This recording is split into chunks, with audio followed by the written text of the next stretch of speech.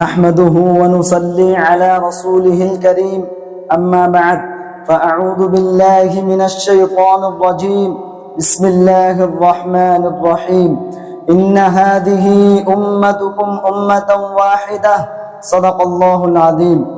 ایک ہو مسلم حرم کی پاسبانی کے لیے، ایک ہو مسلم حرم کی پاسبانی کے لیے، نیل کے ساحل سے لے کر تاب خاک کاشگر، جناب صدر، حکم، صاحبان مستحکم اور سامعین بزم، یہ بات روز روشن کی طرح آیا ہے کہ عالم اسلام کسی ایک خطے میں محدود نہیں بلکہ اس کے پرستار ہر بر اعظم میں زندگی بسر کرتے ہوئے نظر آتے ہیں۔ بالخصوص بر اعظم ایشیا اور افریقہ میں مسلمانوں کی تعداد کروڑوں میں ہے۔ کم و بیش 58 ملکوں پر مسلمانوں کی آزاد اور خود مختار حکومتیں ہیں، جن میں توحید و رسالت کے پرستاروں کی تعداد 1.5 ارب نفوس سے بھی زائد ہے۔ مگر مقام صد افسوس یہ ہے کہ امت مسلمہ میں فکر و نظر کی وحدت کا فقدان ہے، مرکزیت کی شدید کمی ہے، ہم آہنگی اور یکجہتی نہ ہونے کے برابر ہے، جس کی وجہ سے مسلمان زوال اور انحطاط کا شکار ہیں۔ اقبال نے مسلمانوں کی ذلت و پستی کو دیکھا اور تاریخ کے اوراق کو کھنگالا۔ اقبال نے مسلمانوں کی ذلت و پستی کو دیکھا اور تاریخ کے اوراق کو دیکھا۔ اقبال نے قرطبہ کو دیکھا، قرطبہ کی جامع مسجد کو گھوڑوں کا استبل بنے ہوئے دیکھا۔ غرناطہ کو دیکھا تو تڑپ کر کہا، غرناطہ بھی دیکھا میری آنکھ نے لیکن، غرناطہ بھی دیکھا میری آنکھ نے لیکن، تسکین مسافر نہ سفر میں نہ حضر میں، دیکھا بھی دکھایا بھی سنایا بھی سنا بھی، دیکھا بھی دکھایا بھی سنایا بھی سنا بھی،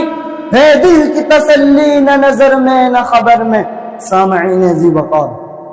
آج پوری دنیا کے مسلمان شدت کا داغ محسوس کر رہے ہیں۔ انہیں عربی اور عجمی کی بنیاد پر تختہ مشق نہیں بنایا گیا، ان کے خلاف لسانی اور علاقائی بنیادوں پر جنگ نہیں کی جا رہی، بلکہ یہ ساری فوج کشیاں، یہ بحری بیڑے، یہ گیسی کٹر، یہ باس فور پر بموں کی برسات، یہ گوام تانوں میں جیلوں کی سزائیں، یہ فلسطین پر اسرائیل کا ناجائز قبضہ، یہ مسجد اقصی کو یہودی معبد خانے میں تبدیل کرنے کا منصوبہ، یہ فلسطین میں کھلی دراندازی، سر عام انسانی اقدار کی توہین اور دہشت گردانہ گنڈا گردی صرف اور صرف اس وجہ سے کی جا رہی ہے کہ ہم مسلمان ہیں، کلمہ لا الہ الا اللہ پڑھنے والے ہیں۔ مسلمانوں کو غلام بنانے کے لیے یہ سب کچھ کیا جا رہا ہے، لیکن مسلمان مزاحمت کرتے ہوئے کہتے ہیں ہری ہے شاخ تمنا ابھی جلی تو نہیں، ہری ہے شاخ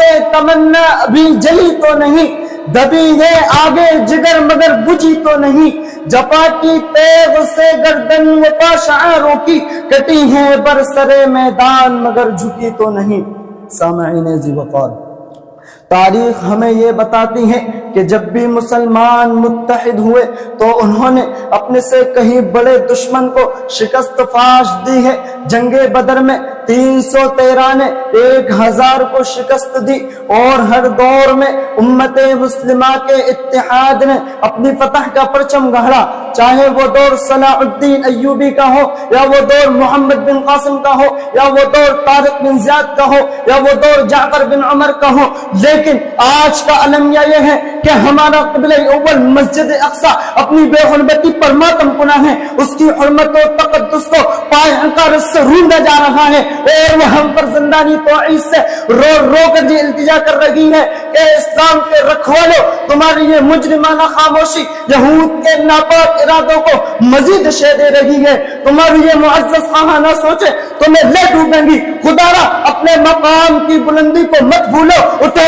اور میری حرمت کو پامال ہونے سے بچا لو۔ کیا تم ہی نہیں تھے جن سے اقبال نے تڑپ کر گرج کر کہا تھا جلا ڈالی کہ تم نے کشتیاں اندلس کے ساحل پر، جلا ڈالی کہ تم نے کشتیاں اندلس کے ساحل پر، مسلمہ پھر تیری تاریخ دہرانے کا وقت آیا۔